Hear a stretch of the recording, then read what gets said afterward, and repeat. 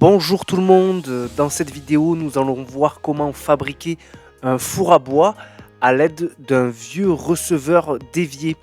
Alors effectivement, pensez-y, votre évier doit être forcément en métal. Si vous avez un receveur d'évier en porcelaine ou en céramique, ça ne marchera pas. Alors commencez déjà par enlever toutes les impuretés qui sont encore fixées sur votre receveur si vous venez de le débarrasser. Moi je me charge d'enlever le reste de joints qu'il y a dessus. Maintenant, à l'aide d'un couvercle, tracez un rond sur la sortie d'évacuation de votre receveur. Et sur le côté, vous allez pouvoir tracer un rectangle. Alors moi je fais un rectangle de 15 cm sur 10, mais vous pouvez le faire en fonction de la taille de votre évier.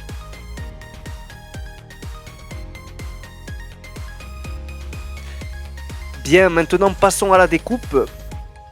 Une fois que votre rectangle est tracé, vous allez venir le découper à l'aide d'une meuleuse.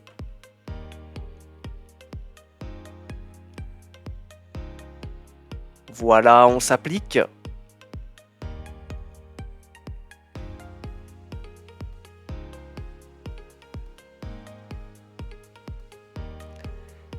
Et ensuite, vous allez découper également le cercle que vous avez tracé sur le receveur. Voilà, donc essayez de faire quelque chose d'assez aligné. Si c'est pas parfaitement rond, c'est pas grave.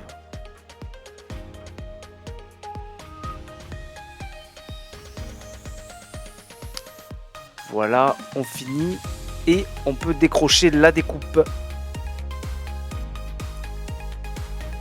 Ensuite, on va venir découper un rond qu'on aura également effectué à l'arrière du receveur, donc face au rectangle que vous avez tracé au préalable. Munissez-vous de briques réfractaires et découpez-les en deux à l'aide de votre meuleuse.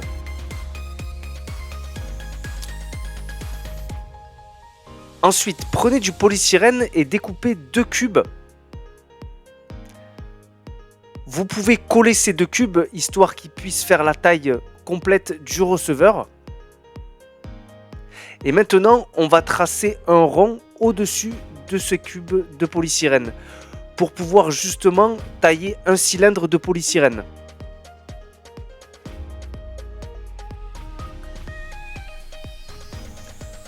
Voilà, on enlève les chutes. Et on peut se charger de l'autre partie.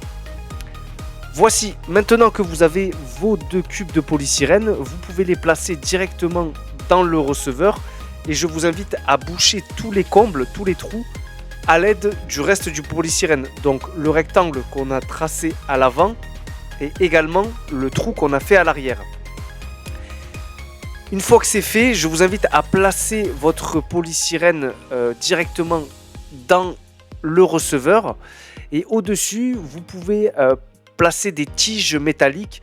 Ce sont des vieilles tiges que l'on retrouve souvent dans des chantiers, donc ça vous pouvez le demander soit des professionnels proches de chez vous ou les récupérer dans des déchetteries proches de chez vous. À l'aide de silicone, on va fixer les barres.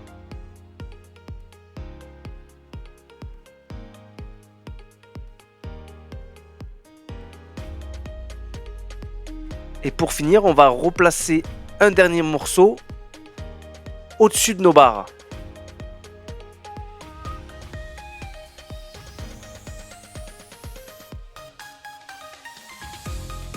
Voilà, vous pouvez placer une brique au-dessus pour que ça tienne et que ça puisse compacter le tout.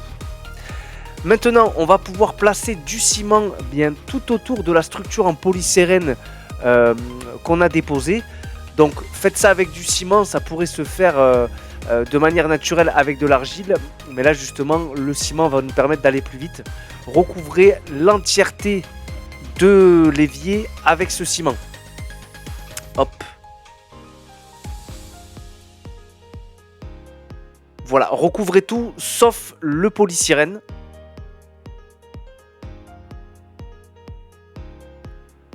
Pensez à en mettre assez pour que ce soit homogène. Et pour finir, les 4 bouts de briques que vous aurez découpés, je vous invite à les mettre au coin de la structure afin que ça puisse servir de support. On laisse sécher et maintenant on retourne notre receveur qui tient sur nos briques et on va pouvoir maintenant enlever le polystyrène qui a permis au ciment de se mouler et de donner la forme d'un four. Voilà, je découpe mon polystyrène.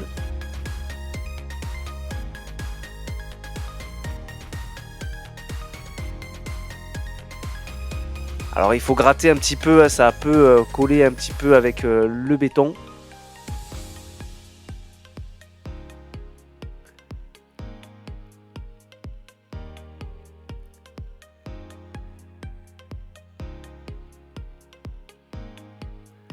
Maintenant, une fois qu'on a enlevé tout notre polystyrène, on va repasser une deuxième couche, mais cette fois-ci sur le dessus de l'évier,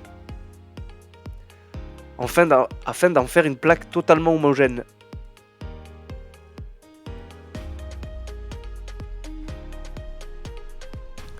Moi, j'ai choisi par-dessus de rajouter des plaques de céramique, mais ça c'est à votre guise, c'est vraiment pour la décoration. Vous pouvez rajouter des plaques en céramique, du carrelage, libre à vous de laisser votre imagination parler.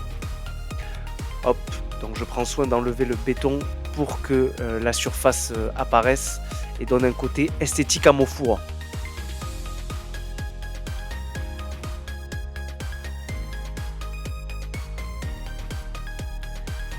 Et voilà, notre four est prêt une fois que la deuxième surface de béton aura séché. Donc comme vous l'aurez vu, le trou au-dessus va permettre de faire chauffer la nourriture. Et le rectangle que nous avons tracé va permettre de rentrer directement le bois. Et derrière, au préalable, nous aurons fixé une évacuation en cheminée. Alors pour ça, vous pouvez prendre un tuyau ou effectivement des chutes de gouttière. Ça peut faire office de barbecue, hein, effectivement, si vous n'avez pas fait de cheminée. Donc il vous suffira simplement de mettre le bois dans le récipient, de l'allumer et ensuite de pouvoir déguster tous vos bons petits plats. Regardez, la chaleur est en train de faire le travail. Un bon ragoût pour ce soir. Si cette vidéo vous a plu, n'hésitez pas à liker et vous abonner. En attendant, je vous invite à profiter de votre four à bois à l'extérieur que vous pouvez emporter même au camping. Et je vous dis moi à très bientôt pour de nouvelles astuces de fabrication et de recyclage. On va se régaler ce soir.